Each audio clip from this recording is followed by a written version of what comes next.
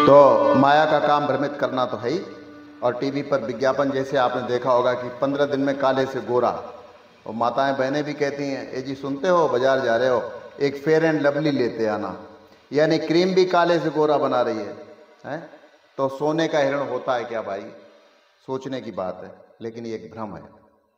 यानी माया सीता के कहने पर माया रूपी हिरण के पीछे मायापति राम भागे जा रहे हैं, दौड़े जा रहे हैं।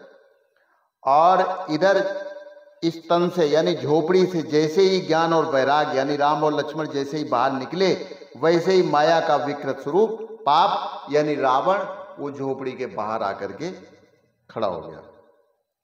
और यहां पर अगर आप देखेंगे तो वैराग्य को भी लज्जित होना पड़ा, यानी सीता जी ने लक्ष्मण से कटुवचन भी बोल दिए और लक्ष्मण रेखा भी तोड़ दी, यानी मर्यादा भी टूट गई। अच्छा, इस अफरा तफरी में अपना उल्लू कौन सीधा करके लेके गया आपको मालूम है? वो है मारीच। जब प्रभु श्री राम उसके पीछे भाग रहे थे तो वो बार बार मुड़कर पीछे देख रहा था, यानी वो दर्शन लाभ ले रहा था, और अंत में वो उसको मोक्ष की भी प्राप्ति हुई।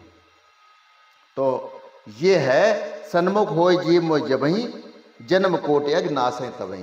तो भगवान जी कहते हैं कि जब भी कोई भी जीव हमारे सन्मुख आता है तो उसके जन्मों जन्मों के पाप वो नष्ट हो जाते हैं। तो अब 2 लाइनें जो है रामायण की भी सुन लेते हैं। इसी तरह रघुनाथ को ले पहुंचा कुछ दूर, दर्शन का आनंद वह लूट चुका भरपूर। तभी हुआ श्री राम को कुटिया का कुछ ध्यान, अवसर पा करके दिया बाण कान तक तान। लगते ही बाण निशाचर ने अपने स्वरूप को दिखलाया, अपने स्वरूप को दिखलाया। मन ही मन में राम नाम लेकर वह लक्ष्मण लक्ष्मण चिल्लाया। मन ही मन में राम नाम लेकर वह लक्ष्मण लक्ष्मण चिल्लाया। यानी मन में तो उसने राम का नाम लिया मरते समय, और बाहर से जो आवाज आई वो लक्ष्मण लक्ष्मण।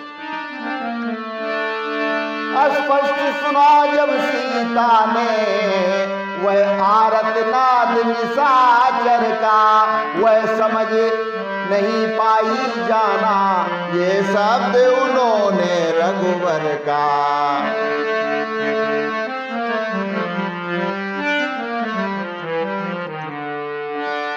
वे बोली श्री लक्ष्मण जी से, पढ़ते कुछ शब्द सुनाई है, होता है ज्ञात मुझे मानो कुछ संकट में रघुराई है। तुम जाकर के शीघ्र ही उनकी करो सहाय, देखोगे अगवी तुम्हें आरत रहे बुलाए।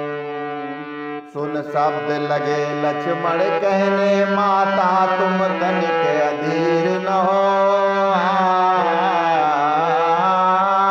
वे 3 लोक के नायक हैं, सपने भी उनको भीर न हो। त्रिभुवनपति को निहार कर स्वयं निश्चर नतमस्तक हो जाएगा। सूरज जिस जगह प्रकाशित हो कब वहां देर आएगा। बहुत बढ़िया लक्ष्मण जी ने बात बोली। त्रिभुवनपति के स्वामी यानी चराचर के, तो वहां निशाचर क्या उनका बिगाड़ सकता है? यानी जहां पे सूर्य भगवान खुद प्रकाश दे रहे हो तो वहां अंधेरे का क्या काम है?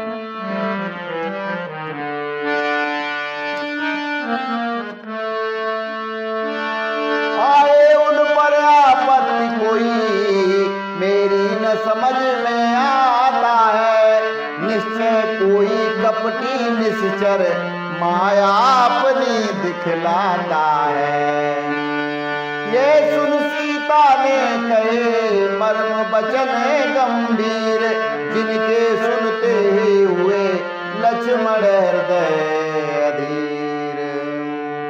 आज्ञा से जनक दुलारी की जट धनुष बाण संधान किया। रघुनाथ सुमिर दीर्घ खींच, रघुनाथ सुमिर दीर्घ खींच, फिर वन की ओर पयान किया।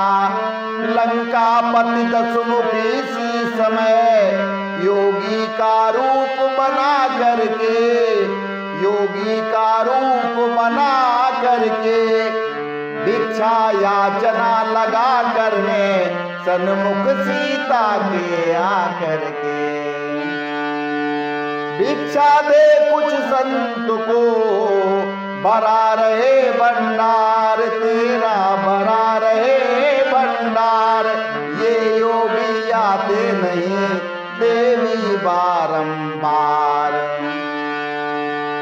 हम कंदमूल आहारी हैं, बस्ती में कभी न जाते हैं, बस्ती में कभी न जाते हैं। सब धूप ताप गर्मी सर्दी वन में ही सदा बिताते हैं।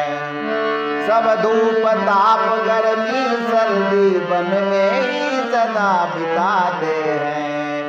छल कपट भरे दस कंदर के सुन बचन विदेह कुमारी ने, सुन बचन विदेह कुमारी ने। विश्वास किया है संत बड़े, उपहार किया दुखहारी ने।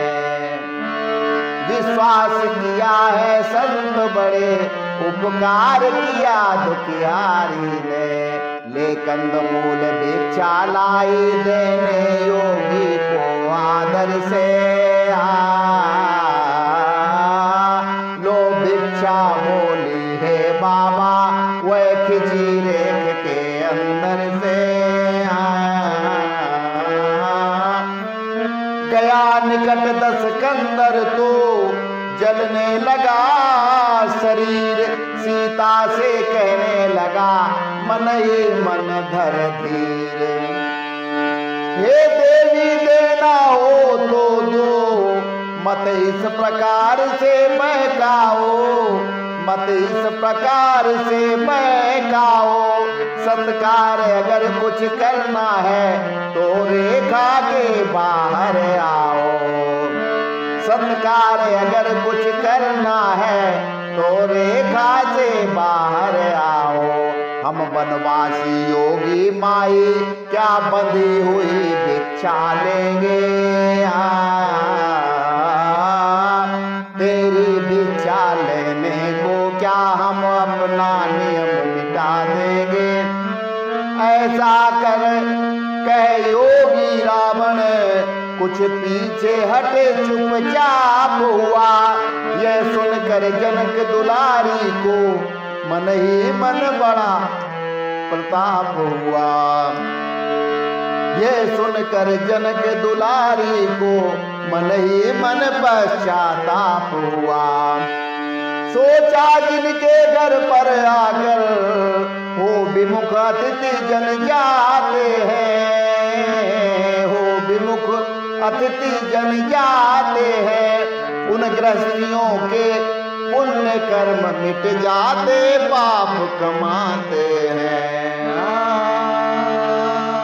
उन गृहस्थियों के पुण्य कर्म मिट जाते, पाप कमाते हैं। तो बस आज के लिए इतना ही, कल फिर मिलते हैं। नमस्कार, जय श्री राम।